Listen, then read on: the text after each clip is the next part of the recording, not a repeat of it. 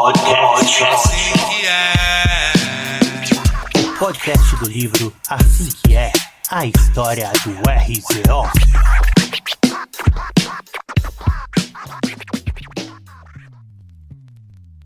Salve, salve! Jeff Ferreira aqui de novo.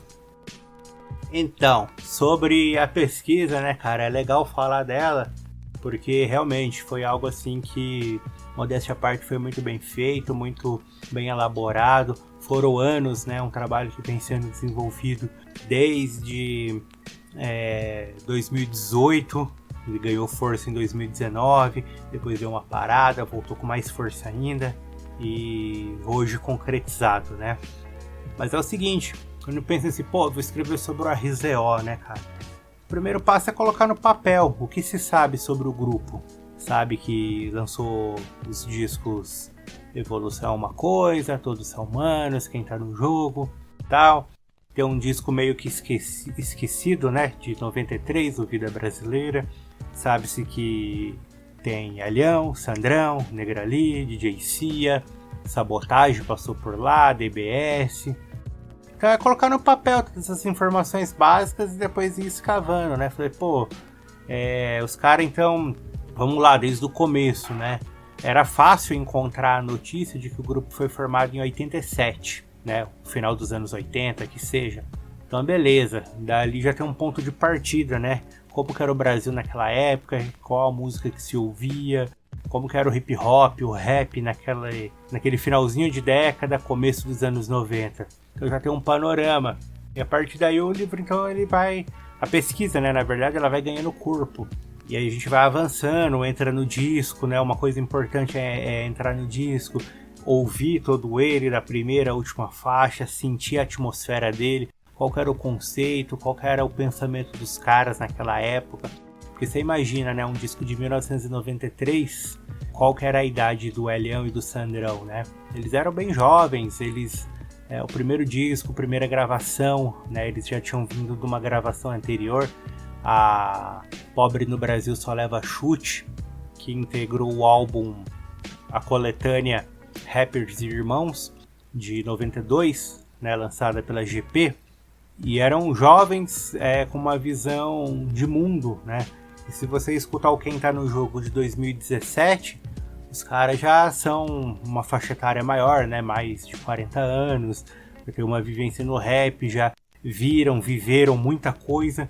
Então é um outro discurso mais maduro, tanto em timbragem, em letra, estética, poética. É um disco que conversa com os fãs das antigas, é um disco que conversa com a nova geração, né? Então, apesar da idade, são jovens à frente do tempo, realmente. E o livro foi então se desenhando dessa forma, através da discografia. Cada disco é um período, um recorte, aconteceu alguma coisa, né? Quando eles lançam o Vida Brasileira, era só o Elhão e o Sandrão e o DJ Lu. E quando eles lançam o Evolução é uma Coisa, já é uma banca, já tem vários malucos, né? E o Todos São Humanos também já se desenhava para isso, para essa banca forte, já tinha um movimento na laje, né? Já ia recrutando várias pessoas para ir somando nesse projeto tão grande que é o RZO. E o RZO também, né? Eu tenho assim, o privilégio de escrever sobre o RZO, porque como eu falei no episódio passado, o RZO, ao lado dos Racionais, é o maior grupo do nosso hip hop, né? Do nosso rap. É um grupo emblemático, icônico, com uma baita história.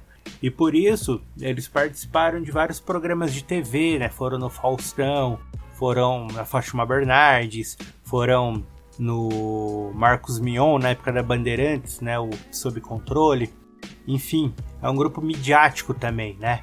E eles foram pra mídia numa época em que ir pra mídia era complicado, né? Não é igual hoje. Hoje a gente pode ver vários rappers midiáticos que vão em programas dominicais e tal.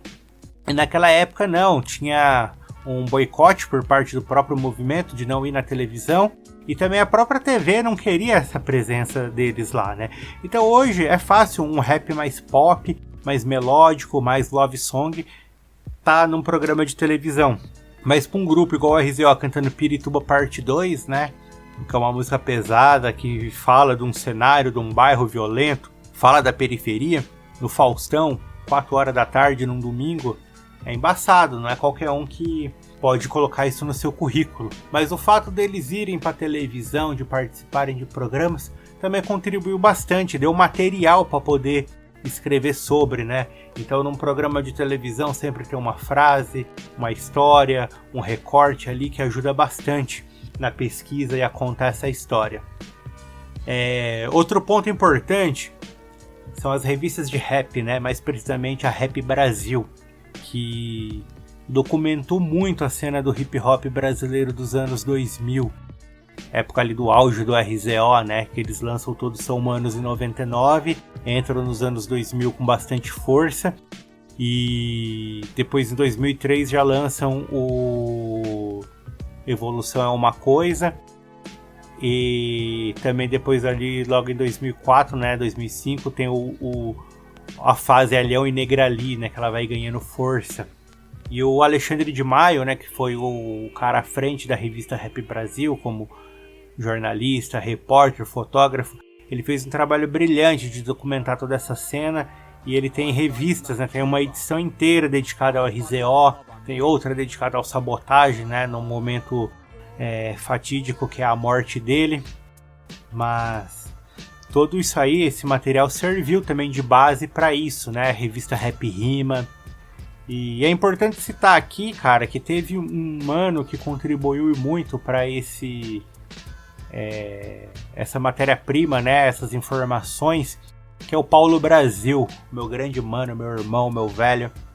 Um salve aí pro Paulo, contribuiu aí, ele é um colecionador de discos, de CDs, de quadrinhos, de revistas, de livros, de várias tranqueiras no bom sentido. E o Paulo, ele tem essas revistas e ele me cedeu elas para pesquisa, né? Isso foi importante demais. E o Paulo, ele contribui para esse livro dessa forma e também fez a preparação, né? Ele leu todo o livro, ajudou com algumas informações, algumas pontuações, correções de fatos, de alguma coisinha ali que eu deixei passar. Então ele fez a preparação do livro, né? E além de ceder esse material para pesquisa, ele tá junto aí no livro, né? Junto com o Gagui, né? Meu outro grande mano, meu irmão, que fez toda a revisão do livro, né? Um processo árduo aí de revisar, e ele cumpriu com maestria essa missão. Então a pesquisa se deu dessa forma, através dessas revistas, né? Dessas contribuições midiáticas do RZO. E a pandemia, né, cara, ela é um processo triste, né? Porque cerceia a liberdade de ir e vir das pessoas. Além disso, tem uma doença que está matando pessoas, que é triste, não está deixando as pessoas trabalhar, as pessoas têm que ficar em casa, têm que se cuidar, tem várias polêmicas em volta disso, né? Mas o fato é que é uma doença que mata, é uma doença que é prejudicial à economia, mas antes da economia é prejudicial à vida humana, né? E aí a gente tem que ficar em casa, é claro, para quem é estruturado, tem dinheiro e tal, é mais fácil ficar em casa do que o pobre que só leva chute, né? Mas o fato, cara, é que com a pandemia, a gente, né, cara, criador de conteúdo, acabou criando várias alternativas, né? Cresceu muito o número de lives. Então tem as lives de shows, né, que a gente conseguiu ver aí bastante acontecendo. Mas também tem a lives de entrevistas. E o Hélio, né, o Helião participou de várias lives dessa. E cada live ele contou da sua história, né? E contou coisas incríveis de como que ele veio da Bahia, né? Porque quem não tá ligado, o Helião é baiano. Ele veio da Bahia pequeno pro litoral de São Paulo com a mãe dele. Aí foram pra Pirituba.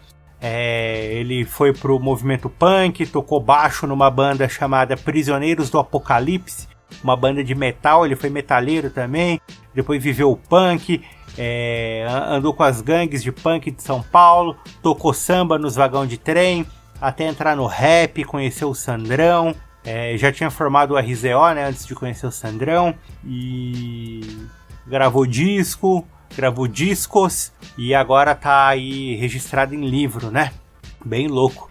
E o Elião, não sei se ele sabe, mas porra, ele foi um dos principais contribuintes para esse livro, né? Mesmo que indiretamente, porque ele forneceu muita informação, muitos detalhes, uma riqueza de detalhe impressionante, né? Vira e mexe, ele tá lá no Instagram dele fazendo uns stories, contando algumas histórias do velho Badu, histórias do Sabotagem, da Dinadi, do Chorão, né? O Elião, então, foi um grande parceiro aí também, mesmo que indiretamente nesse processo. E do mesmo modo, né, que as lives também cresceram bastante, cresceu os podcasts. Estamos na era dos podcasts, né, como esse que a gente está fazendo aqui.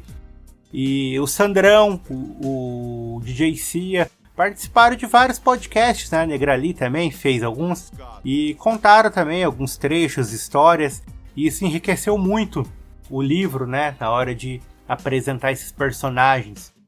Um podcast especial que o Sandrão fez foi pro Doc Sujo, um podcast bem enriquecedor também, que o Sandrão tá bem à vontade ali com o Pig trocando uma ideia. O Cia fez também alguns episódios do Ruídos, né? Fez outros também. E todas essas entrevistas, lives, podcasts, presença na TV, no rádio, sempre dá para pescar alguma coisinha, e isso foi contribuindo ali para a criação do livro, né? Desse registro biográfico. Então a pesquisa ela se deu dessa forma, né?